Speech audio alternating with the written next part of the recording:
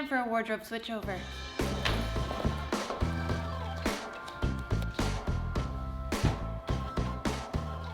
I gotta put you down. My big camera's too heavy to actually vlog with.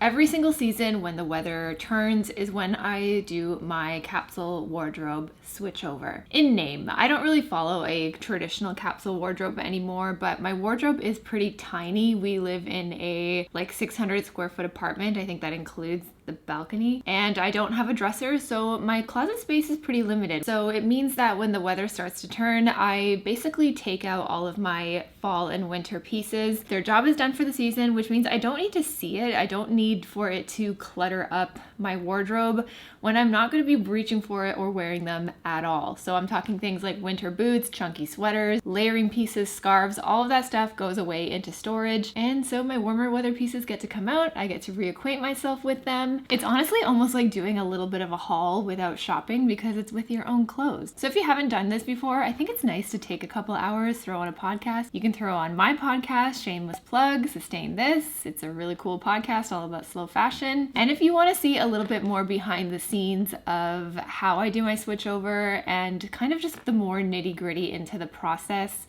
then you can also check out my Patreon. But yeah, let's get into the switchover. Just restarted my retinoid and I am peeling everywhere. Ugh. So what I'm gonna take the opportunity to do this time too is I'm gonna clear the whole wardrobe out, maybe rejig some of the organization, and take the opportunity to dust and vacuum because that shit gets dusty. If you're gonna be doing this, take the time to clean up the wardrobe too, because I think it is a place that can get pretty neglected when it comes to cleaning, and you don't want all that dust and hairballs.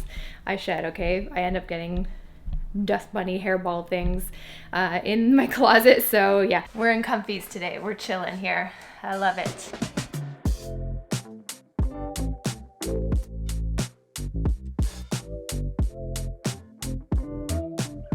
Just broke a hanger. Boo.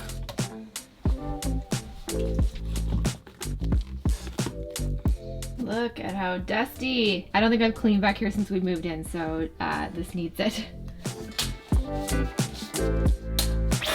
Time to dust bust.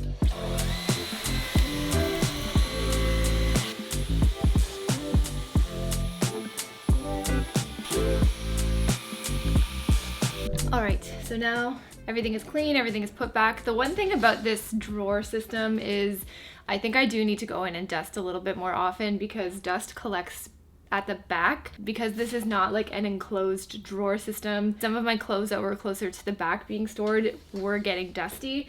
So that's something that I need to kind of add to my maintenance routine that I just realized, but it feels so good to have everything done and dusted. Well, dusted anyway.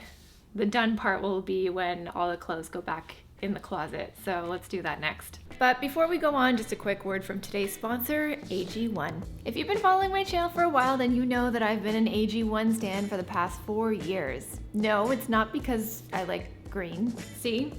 Green. Green. Green. Green. If we're being real here though, it has truly become an integral part of my daily health routine. I take it every morning before I have my coffee to rehydrate and get my day started. And I really do feel like it helps support my mental clarity and energy throughout the day, because I really notice a difference when I'm taking it consistently versus when I'm not. So now I try to never miss it. The AG1 supplement contains 75 vitamins, probiotics, and superfoods all in one daily serving to help you support your focus, energy, gut health, and digestion without the need to take a bunch of pills or supplements a bunch of times a day. It's also dairy-free, gluten-free, nut-free, and doesn't contain any eggs, sugar, or GMOs.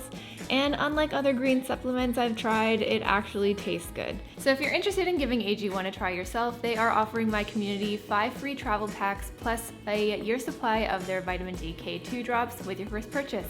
It'll all be linked in the description below, or you can scan this handy QR code right here. Thanks, AG1. All right, let's get back into the video. So the way I'm gonna do this is essentially go through my pieces and anything that I consider a 12 mower, AKA an item that I can wear 12 months out of the year. There are pieces in, I think, most of our wardrobes that we wear all year round. So those are the pieces that I'm going to go through first and put back. And then anything that's more heavy, woolly, layering kind of piece I will show you, and then I'm gonna decide whether or not it's gonna stay in my wardrobe for a little bit longer as the weather continues to transition, and then start putting things into storage.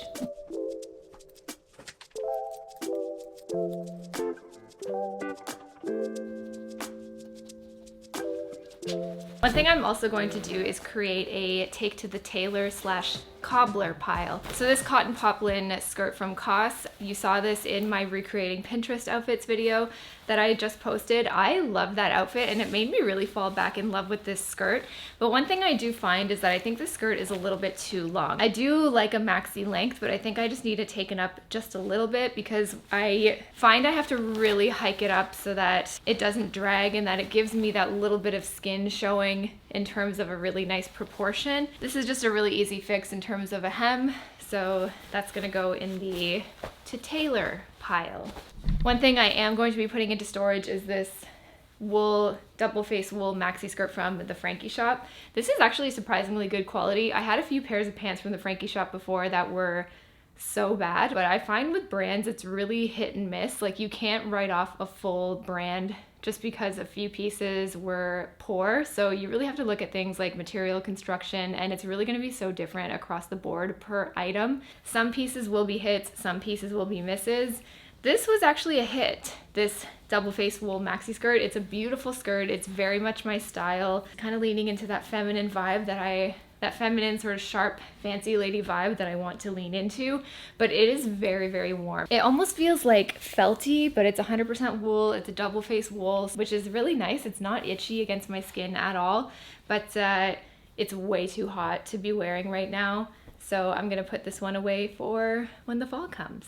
I did have these in my year-round wardrobe, but I really haven't had a chance to wear specifically these balloon style silk pants that I got from the Tibby outlet, I'd say sometime last year. What I learned about Tibby is basically you never want to pay full price. They will always have a sale. I think it's usually around January and June or July. And always check places like The Real Real and Vestiaire, because I found even current pieces secondhand that way for like literally fractions of the cost. So that's how I get my Tibby pieces. Some of them I have paid full price for, but I'd always kind of regret it later on down the line. They're expensive. It's an expensive brand, but I mean, I'm very happy with the quality and the design. It's like such a cool brand, but my hack is literally like never pay full price. The thing that you want guaranteed will end up on sale at some point or on The Real Real. So just wait it out, do the wish list and wait thing, and then that's how I have pulled the trigger on a lot of my pieces. And the other thing I've noticed is like when things go on sale, if they don't sell, they end up in the outlet section on their website, which they go on even further markdown. And that's how I got these. They're 100% silk balloon style pant. They are so cool, but so breezy and comfortable. Like, and what I'm really leaning into nowadays with clothing is I kind of have all my basics nailed down. So when I do consider adding something to my wardrobe, it either has to be like in a really cool color or have a really interesting sculpture or silhouette to them. And that's what these do. They provide a really fun bit of volume. They kind of balloon out, but they're so flowy, so comfortable. So silks are a texture that I'm definitely gonna be leaning into in the spring and summer. So I'm gonna make sure that these are kind of at the forefront of my wardrobe so I can see them and I wear them, and it's gonna be good. All right, so we've come to the cardigan segment of the switchover. I think I'm only going to keep one or two out. One, I'm going to keep this Tibby one because I had the styling session with Allison Bornstein and she gave me a lot of really fun ways and ideas to style this. Some people said in my other video that it kind of looks funny on me. Maybe I'm thinking because I'm too jacked for it, which someone commented, not a bad problem to have, but I still want to give it a go. I think Allison gave me a lot of really good ideas on how to style it and how to layer it. I don't think I would wear it just like this. Yeah, see, maybe it's a little bit high on the shoulder. I don't know, but I don't want to put it away yet. I don't want to give up on it yet. I think it's a cool, interesting, kind of clear red color. When I got my colors done, I wasn't color typed as a spring, summer, fall, or winter. I think if you were to color type me, I would be a winter, but Sina from Use Less, she did my colors and she typed me as a deep, cool, and clear. So this is a very clear red. So cool tones are generally better on me, but the clear tones are still kind of cool too. And I think this is like a very cool red. So I kind of want to play around with this a little bit more, give it some more time, give it some more active play in my wardrobe. You know, if I feel off in it every single time that I wear it, then that's going to tell me something. But I'm going to put this one back. You know, I'm not a huge cardigan wearer. I'd rather layer with things like blazers or even a sweater. So I think I'm going to put all of these into storage. So I'm going to put my Cezanne Betty cardigan away.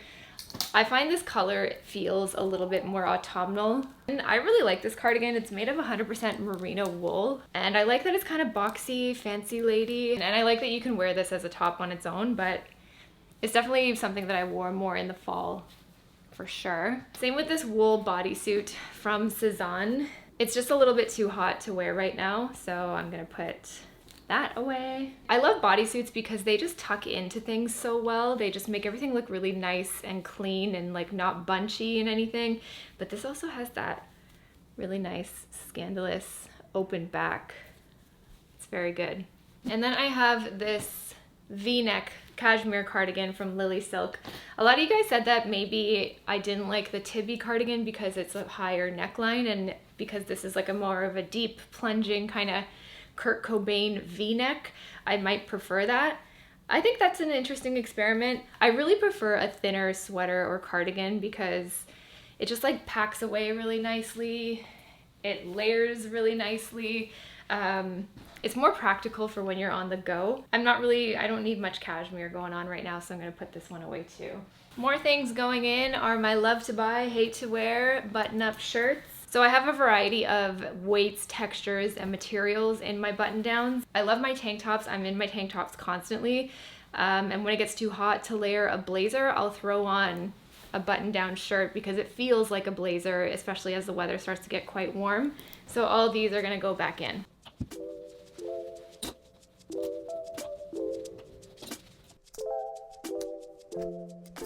Okay, and then I just have my sort of year-round trousers. These are all pretty much made of wool, and they're not anything that's crazy heavy, so I can really truly wear this all year round. My jeans, I'd still like this rotation right now. It's kind of got a little bit of everything. We have some dark blue indigo, we have some acid wash, we have some light wash, black, so I'm just gonna put all these back. This is where I keep my accessories. I don't have a lot of them. I keep belts that I want to wear on higher rotation here. I have my little jewelry box, and I only have 4 pairs of sunglasses, which are good for all year, so all of this is just gonna go back as is.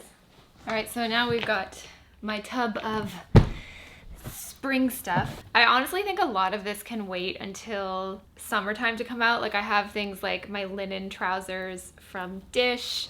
I have my denim jacket.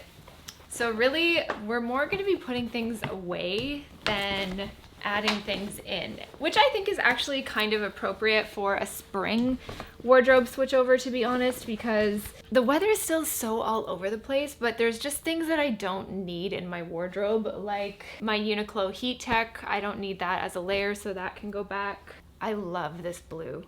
Maybe I'm gonna hold on to this for the spring. I don't know. I think I'm gonna wear this some more. So what I'm going to do though is, because I have a lot of my summer stuff at the bottom of this tub, I'm gonna swap it out. So when I am ready to do my summer switchover, it'll be a lot of fun because I love linen and light wash denim and all that kind of stuff. I'm gonna put my summer stuff on top. So when I am ready to do the switchover, it's just an easy grab and go, and I don't have to dig through all my winter stuff.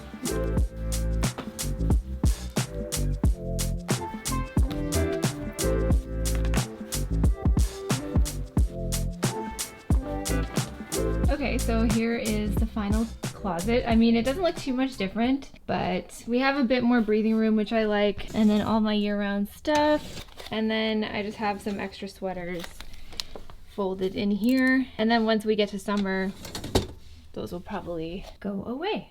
The only other thing I'm gonna do is take my winter coats and put them in some garment bags, and we're good for however long spring lasts, maybe one more month until it starts to get 30-40 degrees outside, and we need to switch into our summer stuff. So let me know if you enjoyed this video. Let me know if you want to see a more in-depth closet tour, how I organize, what's in my closet. I think that would be kind of fun. Give this video a thumbs up if you enjoyed it, share it with your friends, like, subscribe. It is one of the best ways you can help support my channel. That's completely free for you. And if you want to get more exclusive content, you can check out my Patreon. Honestly, no pressure. I'm so grateful that you're there if you are, but it is not an obligation. It's really only if you're willing and able to contribute, and I appreciate all of you no matter what.